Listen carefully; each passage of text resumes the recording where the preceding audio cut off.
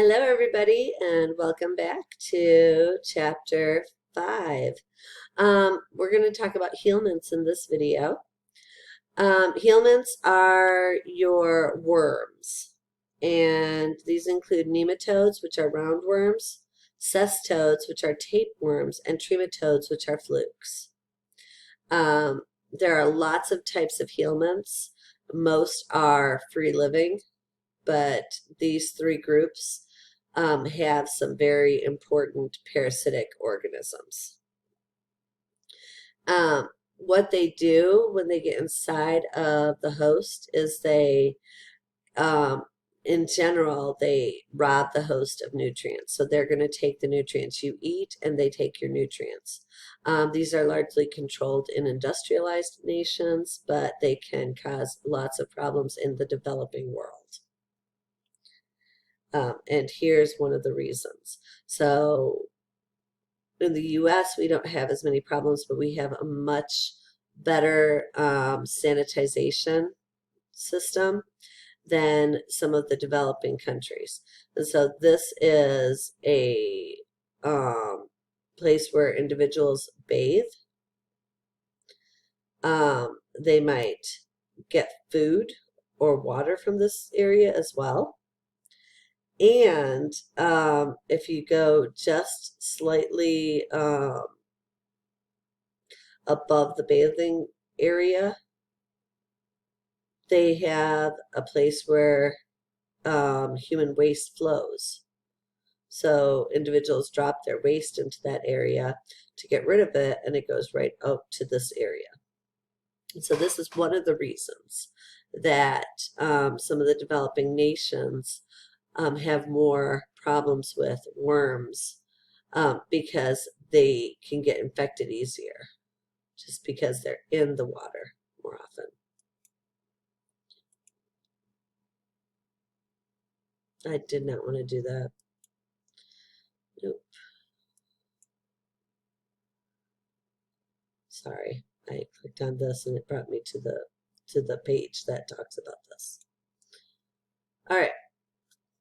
So what are helminths? Helminths are your worms. These are worm parasites that we talk about. We study them in microbiology because we identify the organisms using microscopy to find either the eggs or the larvae. These are eukaryotic organisms. They are multicellular and they are considered animals. So, like I said before, there are lots of types of helminths, and most are not dangerous, but they are common there are lots of common intestinal parasites as well. And different ways that you can get them: drinking water that has infected parasites in it, eating undercooked foods, stuff like that, or not cooking your foods. The two major groups that we talk about are the platyhelminthes, which are your flatworms, and then the nematoda, which are the roundworms.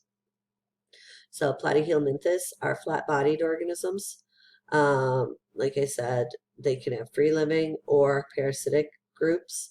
The two groups that are human parasites are your trematodes and your cestodes. Trematodes are flukes and cestodes are tapeworms. And so they have these structures on them that allows them to attach. So here you have, this is a trematode. It has an oral sucker that will attach to the body, to the intestinal tissue. And then it can start sucking. Here we have these hooks on a flatworm. So this is in this group, a tapeworm. The hooks get into the intestine, so they hold on, and then they can use their suckers to suck the nutrients out. And when they do this, they release chemicals that cause the immune system to ignore them.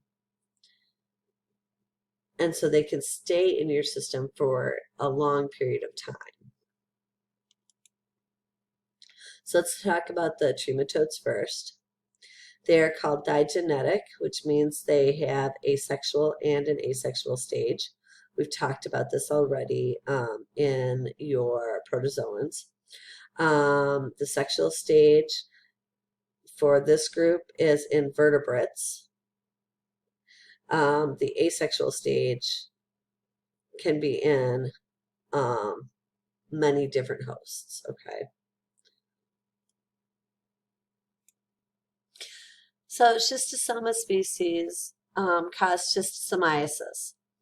These are very common disease-causing worms. They are dioecious, which means they have both male and female forms.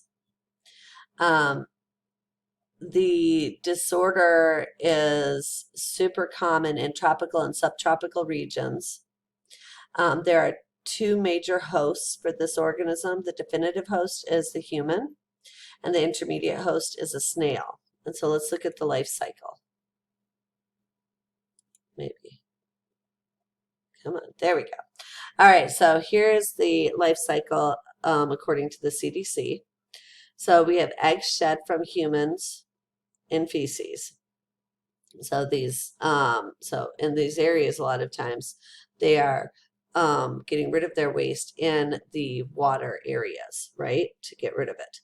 So here we have 3 different types of eggs, Schistosoma mancini, japonica, and hematobium. So these eggs then hatch. We have this little Mercidia. Mercidia then penetrates the snail tissue and lives inside the snail. In the snail, the Mercidia then develops into a sporocyte, the sporocyst.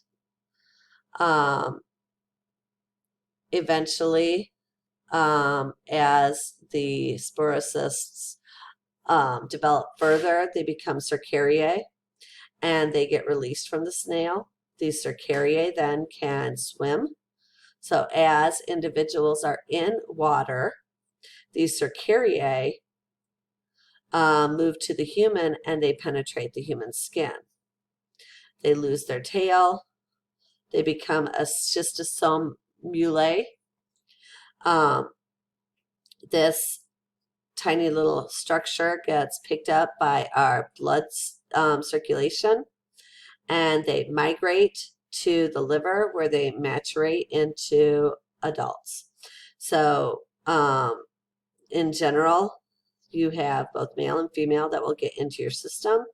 The male is this large one right here. It has this little groove called a gynocorporeal groove, and a female sits right inside of that groove.